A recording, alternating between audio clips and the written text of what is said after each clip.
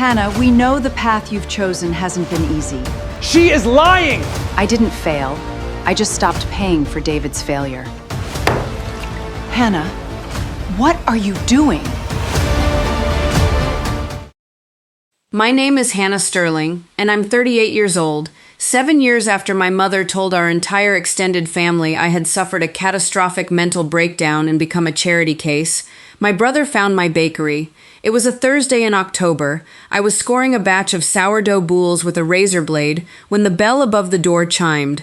I looked up, and there stood David, my younger brother, gripping his Porsche car keys like a weapon. He said my name. Then he looked past my shoulder at the twin imported French deck ovens, at the line of customers stretching out onto the autumn sidewalk, and every drop of smug superiority left his face. He backed out of my shop without buying a single loaf, phone already at his ear. "Mom, you need to see this. She lied to us." He couldn't finish the sentence. What my mother did with that phone call, and what I finally did on a Thursday afternoon in front of 40 people who believed her, is why I'm telling this story.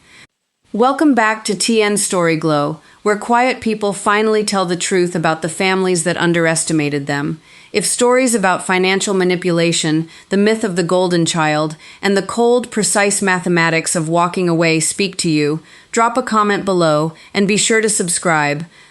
There is a small, aggressively quiet bakery in the Hudson Valley with a forest green awning. I painted the trim myself. 2 coats, cheap brush, crisp morning light. The last coat of paint went on the day I stopped explaining myself. Inside that bakery works a 38-year-old woman who believes butter is a love language. I work 14-hour shifts with flour and wild yeast, sometimes 18 during the holidays. I can tell you the exact hydration percentage of a dough just by the way it sticks to the webbing of my fingers. Most days, I forget to eat lunch, but I feed hundreds of strangers. I've watched people destroy themselves politely to keep up appearances. My family taught me how.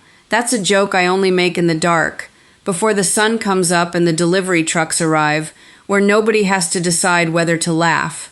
Our life is small, fragrant, and deliberate. Mixing, folding, shaping, resting, baking. First it was a commercial lease, then it was buying the building out from under the landlord, and then, eventually, it was a 3-bedroom house on a lake that nobody in my family knows exists. I painted every wall in that house, but the kitchen counters were the only thing I agonized over. Solid butcher block. Heavy, immovable, real. In 7 years, nobody from Stamford, Connecticut had crossed under that green awning. That was not an accident. It was also not the story my family told about it. They said I failed. Here's the thing about the word failure. It's passive. Businesses fail. Engines fail. It's a word that protects the people pointing the finger. What actually happened is that I chose to step off a ledge, and my family chose to pretend I had been pushed. The failure is where this story starts. It isn't where it ends. It started, if I'm being exact, and I'm a baker, I measure down to the gram, in the walk-in freezer of a 3 Michelin-starred restaurant in Manhattan. The winter I turned 31, I was the executive sous chef. I had spent my entire 20s climbing a brutal, burn-scarred, male-dominated hierarchy. A culinary degree paid for with loans and double shifts at bistros. I worked 100-hour weeks. I ate standing up over trash cans. I had burn marks tracking up my forearms that looked like a roadmap to a nervous breakdown. For 5 years, I was the absolute pride of my mother's carefully manicured existence, and I would have done anything to stay that way. I want you to remember that feeling, because my mother, Eleanor, certainly did. She didn't love food. She considered carbohydrates a personal insult and ate mostly steamed asparagus, but she loved the acoustics of my job title. The Michelin stars were currency in her zip code. She could drop the name of my restaurant at charity galas and watch the other wives lean in. Then came a Tuesday in November. I was standing in the walk-in freezer, holding a plastic quart container of veal demi-glace, when my chest simply stopped expanding. It wasn't a heart attack. It was the absolute hollow realization that I was going to die in a stainless steel box for the privilege of feeding people who didn't care. I put the demi-glace on the shelf. I took off my chef's coat, folded it over the prep table, walked out the service doors into the New York rain, and I never went back. I didn't fail. I evaporated. I took my savings, moved upstate, and opened a bakery where the menu never changed, where the food was meant to be torn apart with bare hands, and where nobody used tweezers to place micro cilantro on a scallop. My mother could not abide a blue-collar daughter. Baking was labor. Baking was what the help did. To pivot from a Michelin star to selling sourdough loaves for $8 apiece did not fit the Sterling family portfolio. So, she rewrote my life. She started telling people I had suffered a catastrophic mental break. That the pressure of the city had crushed my fragile spirit. She spoke of my bakery not as a business, but as a tragic little hobby, a desperate occupational therapy project she was forced to subsidize. At family dinners, after the plates were cleared, she would slide a folded $50 bill across the table to me. She did it warmly, her eyes wide with manufactured pity, whispering about how she knew things were tight for me now. Around the table, nobody blinked. My father studied his wine glass. David looked at his phone. I took it. I want to be honest with you about that. For 3 years, I took the $50. I folded it and left it in the tip jars of highway diners on my way back upstate. Accepting her pity was cheaper than arguing. Arguing with Eleanor was like arguing with a hurricane. It only widened the damage radius. If being the pathetic, failed daughter meant she didn't call me to demand I cater her luncheons for free, I would play the role. But a narrative like that, left unchecked in a family like mine, ferments. It turns toxic. By year 3, my mother's fiction had become family gospel. The aunts and uncles stopped asking how the bakery was doing and started giving me sad, lingering hugs, the kind you give someone who has recently been diagnosed with a terminal illness.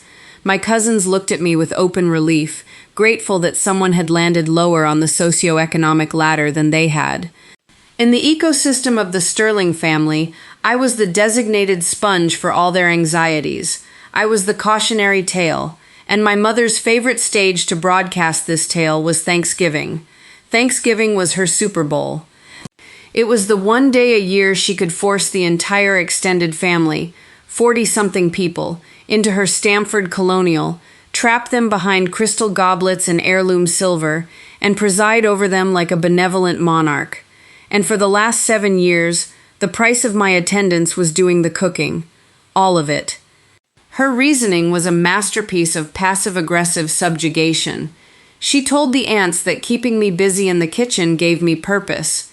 She claimed that assigning me the menu was an act of charity, a way for me to feel useful since I couldn't contribute financially to the family like my younger brother David did. David, the name itself still tastes like oxidized wine. David was 34, a vice president at a boutique logistics firm. He drove a leased Porsche, wore watches that cost more than industrial dough mixers, and possessed a charismatic emptiness that my mother mistook for genius. He was the golden child. If I was the family's cautionary tale, David was their billboard. My mother kept a running monologue of David's successes, his bonuses, his vacations, the square footage of his new condo. In her version of reality, David was the pillar holding the family sky up, and I was the cracked foundation dragging them down. What the aunts didn't know, what the country club didn't know, and what my mother assumed I didn't know, was that David's logistics firm had quietly let him go 3 years ago for embezzling client funds. He hadn't worked a legitimate day since. Numbers hold still. That is the one thing I learned from running a business. Words get slippery in my family. Words like success and support and mental break. But profit and loss statements do not possess imaginations. The math always settles. And the math of my mother's life was about to collide violently with the fiction she had spent a decade building. I just didn't know the exact date of the collision until I received a piece of mail that was never meant for me, delivered to an address my mother didn't even know I owned. If you've ever been the family disappointment, the one they whisper about at holidays while simultaneously eating the food you cooked, tell me in the comments where you're watching from. I read every one. It reminds me none of us were ever as broken as they made us feel. The mail arrived on a Tuesday in early November. It was a thick, certified envelope from a bank in Delaware, forwarded twice before it reached my bakery. It was addressed to my mother, but it had my name listed as a secondary guarantor. I sat in my dark kitchen, flour on my apron, and opened it with a paring knife. I sat in my dark kitchen, flour on my apron, and opened the envelope with a paring knife. It was a notice of default and intent to foreclose.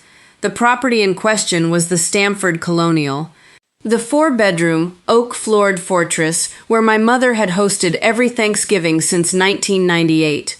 The total past due was a number so large it made the air in the room feel thin. The bank was initiating seizure. The public auction was scheduled for the Friday after Thanksgiving. Black Friday, with a terrifying literalness. But the most important detail wasn't the amount, or the date. It was the reason the letter had been routed to me. I was listed as a secondary lien holder. The bank was legally obligated to notify me that my collateral was about to evaporate.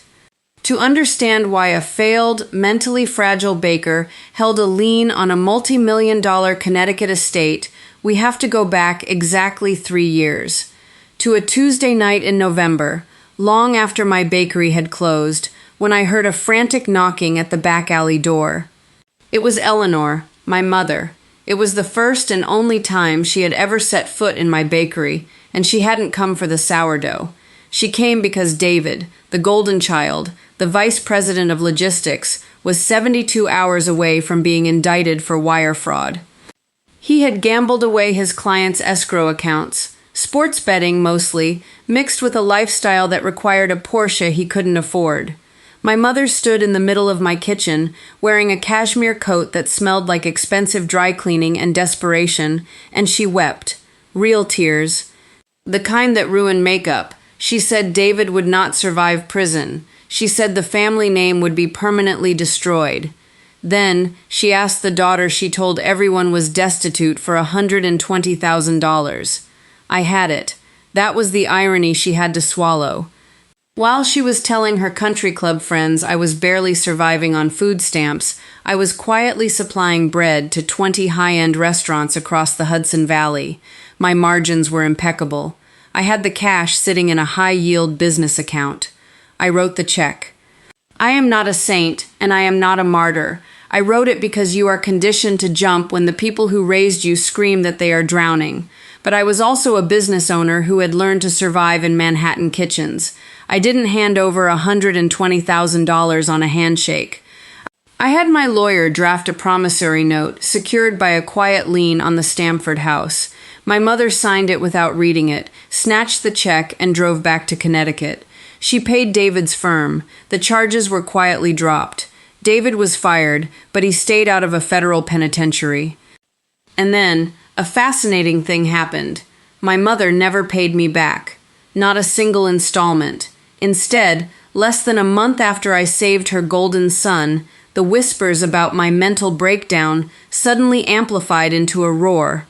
I watched it happen in real time. The pitying looks from my aunts grew heavier. The $50 bills slid across the dining table became a regular performance. I was confused at first, until I realized the absolute sociopathic brilliance of her strategy. Eleanor knew she was never going to repay me. She also knew that eventually I might ask for the money, or worse, I might tell the family that the golden boy was a thief, and that she had mortgaged the family honor to save him. So, she launched a preemptive strike. She destroyed my credibility. If a bitter, failed, mentally unstable daughter who bakes muffins for a living suddenly starts claiming that her wealthy, perfect mother owes her 6 figures to cover up her successful brother's crimes, who would believe her? It sounds exactly like the paranoid delusions of a jealous sibling. It was character assassination as a financial defense mechanism. She turned me into a charity case so that I could never be a credible witness. And to seal the performance, she forced me to cook Thanksgiving dinner every year, cementing my role as the family's indentured servant, the broken bird they graciously allowed in the kitchen. I sat at my butcher block counter holding the foreclosure notice, Doing the math, nobody had ever let David do. The $120,000 I gave her wasn't enough to sustain David's lifestyle. He hadn't stopped gambling. He hadn't stopped leasing the Porsche. To keep the illusion alive, Eleanor had quietly taken out a second mortgage, then a third, bleeding the equity out of the ancestral home to fund David's empty charisma. She had hollowed out the Stamford house the same way she had hollowed out the truth, and now the bank was coming for the shell. I didn't cry. I have spent a decade dealing with commercial ovens. I know exactly what happens when things get too hot. You don't scream. You put on Kevlar gloves and you pull the trays out. I looked at the date of the auction again, November 27th. The morning after Thanksgiving, Eleanor was going to host 40 people, carve a turkey, and pour expensive wine in a dining room she was legally scheduled to lose at 9 a.m. the very next day. She wasn't just lying to me anymore. She was lying to the bank, to the aunts, to David, and to herself. In that moment, I saw the option where I picked up the phone, called her, and warned her the notice had arrived. I saw the option where I offered to buy the house outright, to save the family dignity one last time. And then I looked at my own hands. My knuckles were scarred from oven burns. My fingernails were cut brutally short. I had built a quiet, honest life out of flour and water, and I had spent 3 years letting these people treat me like a tragic mistake. You cannot unbake a loaf of bread. Once the heat hits the yeast, the structure is set. My family's structure was set. Being needed is not the same as being respected. It took me $120,000 to learn the difference, and a piece of bank stationery to finally believe it. I folded the foreclosure notice, slid it back into the envelope, and placed it inside my recipe binder, right between the formulas for brioche and rye. I did not cancel Thanksgiving. For the next 3 weeks, I planned the menu with the cold, lethal precision of a military campaign. When you cook for 40 people, there is no room for emotion. There is only prep. I ordered a 22-pound heritage turkey from a farm in the valley. I made cranberry compote laced with orange zest and bourbon. I baked brioche rolls, resting the dough for 48 hours to develop a flavor so complex it demanded silence when you ate it. I did it all without resentment. That was the strangest part. I chopped celery, toasted pecans, and reduced stock with a profound, chilling clarity. Every dish was a closing argument. I was going to give them the greatest meal they had ever eaten in that house. I was going to fulfill my role as the tragic kitchen help one final time, flawlessly. On the Wednesday before Thanksgiving, I loaded everything into the back of my delivery van. Hotel pans of stuffing, insulated coolers of gravy, the massive bird brining in a plastic tub. Before I locked the bakery doors, I went to my office. I opened the safe. I took out the original promissory note from 3 years ago, the one with Eleanor's frantic, messy signature at the bottom. I slipped it into a manila folder, along with the bank's foreclosure notice. I put the folder on the passenger seat. The drive to Connecticut took 2 hours. The traffic was heavy, a slow river of red taillights pushing toward families they either missed or merely tolerated. I listened to the hum of the tires on the asphalt. I didn't rehearse a speech. I know what I sound like when I read from notes, and I know what the truth sounds like when you've been chewing on it for 3 years. I pulled into the Stamford driveway at 9 p.m. The house was blazing with light, looking exactly like the monument to generational wealth it had always pretended to be. David's leased Porsche was parked near the front door, angled slightly over the line, taking up more space than it deserved. I parked my commercial van by the service entrance, where the caterers and the help are supposed to go. I turned off the engine. I picked up the manila folder, took a breath of cold November air, and walked up the steps to cook my mother's final dinner. I walked through the service entrance of the Stamford house, carrying 60 pounds of prep work, and the air immediately changed. It was like stepping into a terrarium designed specifically to breed passive aggression. The kitchen was massive, appointed in white marble and stainless steel appliances that my mother polished but never actually turned on. It was a showroom, not a workspace. Beyond the swinging doors, I could hear the muted roar of the Sterling family assembling, the clinking of crystal, the baritone laughter of uncles debating golf handicaps, the shrill, overlapping gossip of the aunts.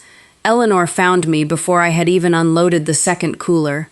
She drifted into the kitchen wearing a silk blouse that cost more than a month's rent at my bakery, her wine glass held like a scepter.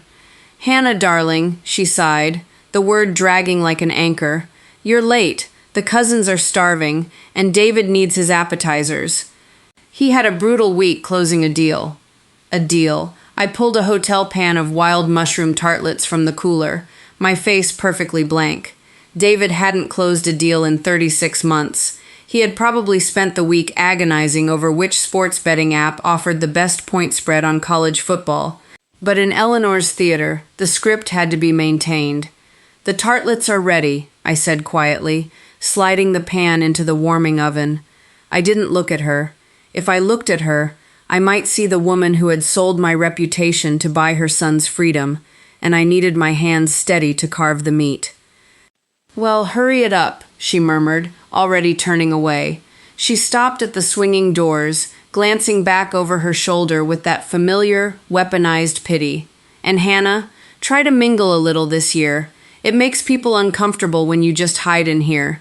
We want you to feel included. Despite everything. The translation was flawless. Don't remind everyone of your failure by looking too miserable while you serve them." I nodded once. The doors swung shut behind her. For the next 18 hours, I operated like a machine.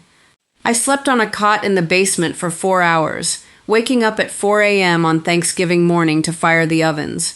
When you are the executive chef of a disaster, momentum is your only friend. I basted the 22-pound turkey in sage butter. I whipped Yukon Gold potatoes with heavy cream until they held peaks like meringue. I pulled my 48-hour brioche rolls from the proofer and watched them crown in the heat, smelling like brown butter in victory. By noon, the house was packed, 42 people filling the formal living rooms, spilling out onto the heated patio. From my station at the kitchen island, I watched them through the glass partition. I watched David hold court by the fireplace. He was wearing a custom-tailored suit, swirling a glass of Macallan 18, explaining supply chain logistics to an uncle who actually owned a manufacturing company. It was a masterclass in confident fraud. The uncle nodded along, mesmerized by David's hair and his leased watch. I watched Aunt Sylvia, the family broadcasting network, corner my mother near the hors d'oeuvres. Through the cracked door, I heard my own name. "She looks so tired, Eleanor," Sylvia whispered, loudly enough to be heard in the next county. "Is the little bread shop still struggling?" My mother touched her chest, the universal gesture of maternal martyrdom. "We help where we can, Sylvia. You know how it is. Some birds just aren't meant to fly high. We just want her to be safe."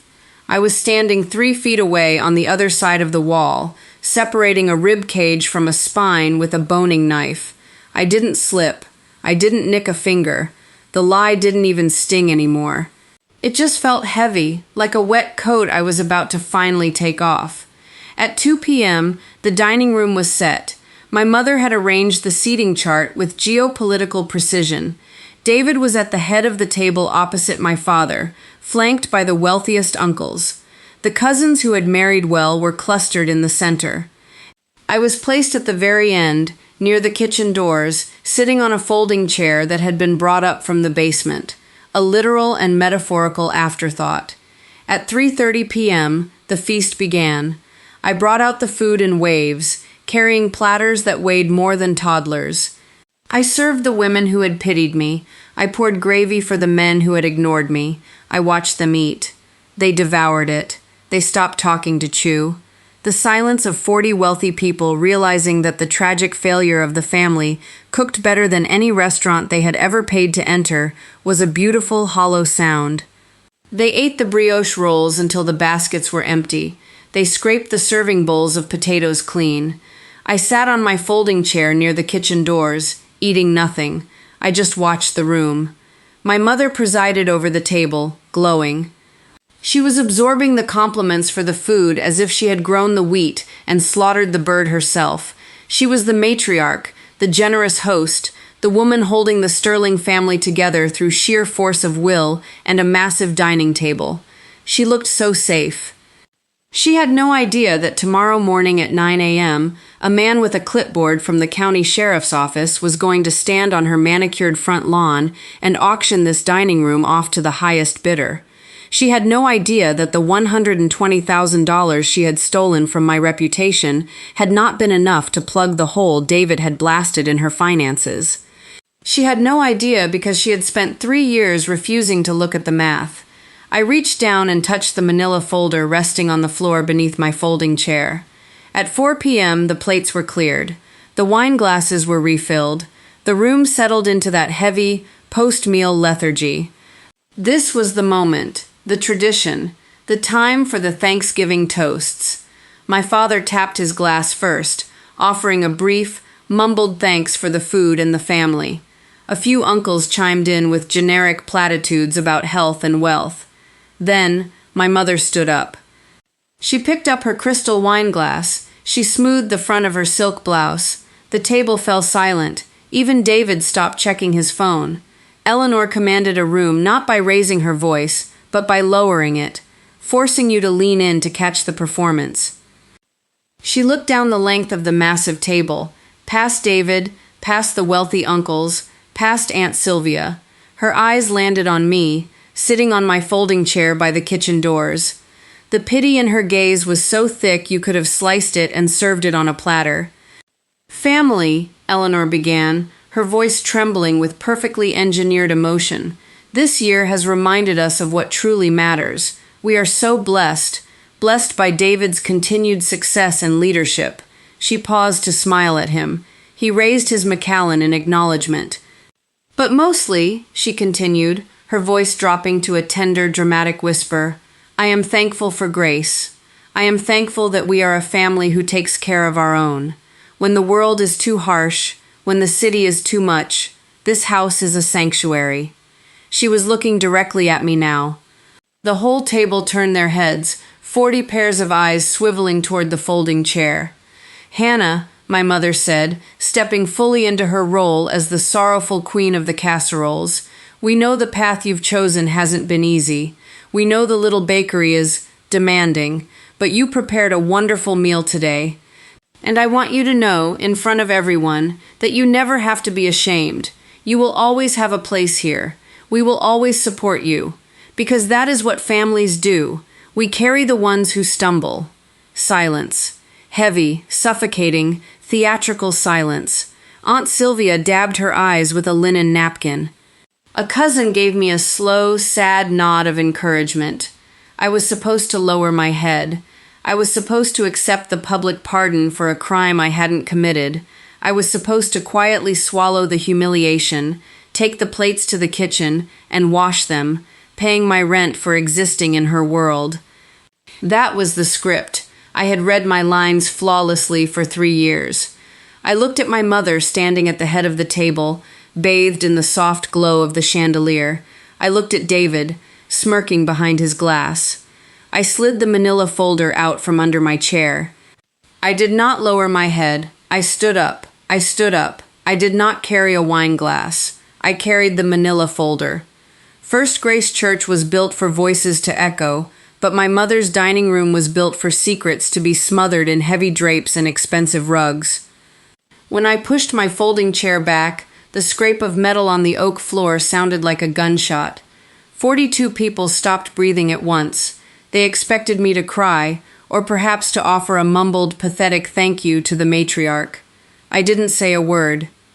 Not yet. I walked the length of the table, past the cousins, past Aunt Sylvia, past my father who was staring at his plate as if it held the secrets to the universe. I stopped at the head of the table, standing exactly halfway between my mother and David. I reached up and took the television remote from the mantelpiece. The 75-inch flat screen mounted above the fireplace had been cycling through a slideshow of curated family photos, David at a golf tournament, my parents in Aspen, smiling faces, approved narratives. I pressed the source button, switching it to the Apple TV I had quietly synced my phone to while basting the turkey 5 hours ago. The screen went black for a second, then flared to life with a PDF document, zoomed in tight, the text crisp and undeniable at 75 inches wide. It was the notice of default and intent to foreclose from the bank in Delaware. The silence in the room changed density.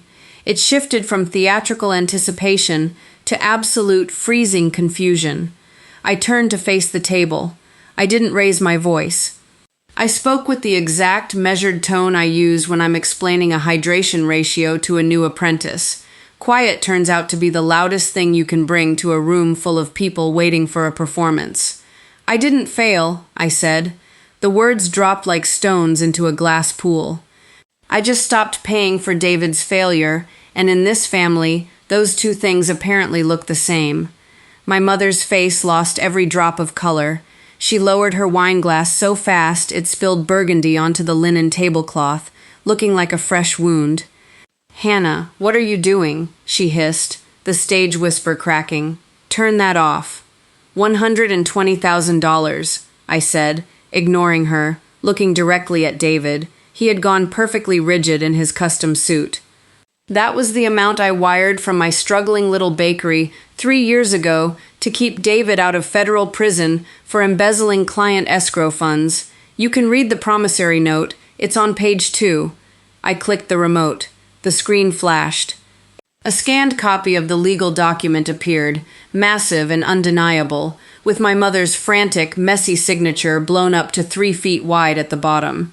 Aunt Sylvia made a sound like she had been elbowed in the ribs. An uncle at the far end of the table set his fork down with a loud clatter. 40 people were suddenly doing the math nobody had ever let them see. "She is lying," David choked out, finally finding his voice, though it sounded thin and reedy. "Mom, tell them she's crazy. She had a breakdown." I didn't let Eleanor speak. I didn't let her spin the web. I stepped forward and dropped the physical manila folder directly onto the center of the table, right next to the crystal gravy boat. "The breakdown was a story Mom invented," I said, my voice carrying effortlessly to the back of the room. "She invented it because if I was a crazy, failed baker, nobody would believe me when I eventually asked for the money back. She turned me into a charity case to protect the family billboard." I pointed at David. "To protect the vice president of nothing." My mother was shaking now, not with sorrow, with panic. The foundation of her reality was cracking wide open in front of the country club uncles. "How dare you?" she breathed, gripping the edge of the table. "After everything I've done to keep this family afloat." "You didn't keep it afloat, Mom," I cut in, colder than I had ever been. "You drilled a hole in the bottom of the boat to buy David a nicer cabin." I clicked the remote one last time. The screen returned to the first page of the foreclosure notice, zooming in on the bolded date at the bottom. "Take a good look at the screen," I told the silent room. "Take a look at the date of the public auction for this house." Aunt Sylvia squinted, reading the massive text out loud in a horrified whisper. "November 27th, 9 a.m. "That's tomorrow morning," I said quietly. I looked at my mother. The matriarch, the woman who had spent a decade treating me like a stain on the carpet. She was staring at the screen, her mouth slightly open, the illusion finally shattered. She hadn't told anyone, not even my father, by the look of absolute terror on his face. She thought she could somehow manipulate reality if she just kept hosting dinners and acting wealthy. "You're bankrupt, Mom," I said, the words falling softly between us. "The bank is taking the house tomorrow. I'm the secondary lien holder because of the loan you never repaid, which is the only reason I know. You invited 40 people here to eat a meal you couldn't afford, in a dining room you don't own anymore." I watched the sanctuary split. I watched the faces of the aunts and uncles turn from my mother, to David, to me, and back to the screen. I watched the exact moment they realized the designated failure of the family had just served them a 3-star Michelin meal while standing on the ruins of their fake empire. That was the tax my mother had never calculated. The truth doesn't convince everyone, but numbers do. A foreclosure notice doesn't care about your country club membership. I didn't wait for the yelling to start. I didn't stay for the tears, or the excuses, or the inevitable attempts to blame the economy. I had delivered the order. My shift was over. I untied the knot of my white canvas apron at my waist. I pulled it over my head, folded it neatly into a square, and set it down on the table next to the manila folder. "The turkey is heritage," I said to the room at large. "The potatoes have a pound of European butter in them. Eat fast. The sheriff's deputies usually arrive around 8:30 in the morning to change the locks." I turned my back on 42 silent people. I walked out of the dining room, through the massive foyer, and out the front door into the freezing November night. I didn't look back at the Stamford house. I got into my commercial delivery van, the one with the flour dust on the dashboard and the green logo on the side. I started the engine, turned the heater on high, and pulled out of the driveway, leaving David's Porsche behind. It took me 2 hours to drive back to the Hudson Valley. My phone started vibrating frantically before I even hit the interstate. Texts from cousins, voicemails from my father, missed calls from Aunt Sylvia. I didn't listen to a single one. I turned the phone on silent and tossed it into the passenger seat. I pulled up to the house on the lake, my house, the one with the butcher block counters and the mortgage I paid early every month, just after midnight. The air was quiet, smelling of pine needles and wood smoke. The next morning, I woke up at 3 a.m. I drove to the bakery. I turned on the lights. I fed the sourdough starter. I measured the flour, the water, and the salt. I mixed the dough by hand, feeling the gluten develop, feeling the structure build under my palms. At 9 a.m., while I was pulling the first batch of golden crackling loaves from the deck ovens, a man with a clipboard stood on a lawn in Connecticut and auctioned off a fiction. I haven't spoken to my mother since that Thursday. David moved to Florida, chasing some crypto startup that is inevitably a scam. My father sent me a short email 2 months later, telling me they were renting a small apartment in Hartford, and that he was sorry he never asked where the $50 went. I didn't reply. Some dough needs a long time to rest before it's ready. I'm allowed to take my time now. Last week, a food critic from the city drove upstate and wrote a glowing review of my bakery. He called the bread uncompromisingly honest. I cut the review out and pinned it to the bulletin board in my office, right next to the empty envelope from Delaware. If you have to subsidize your own humiliation to stay in someone's story, walk out and write your own menu. The people who respect you will pay full price for a seat at your table. That's my story. 3 years of silence, 1 perfectly roasted turkey, and 60 seconds in a dining room that finally saw the math. If this reminded you of a Thanksgiving where you were expected to eat the blame while someone else carved the bird, take that as your sign. And if someone you love needs to hear this, share it with them. Drop a comment, hit subscribe, and I'll see you in the next one.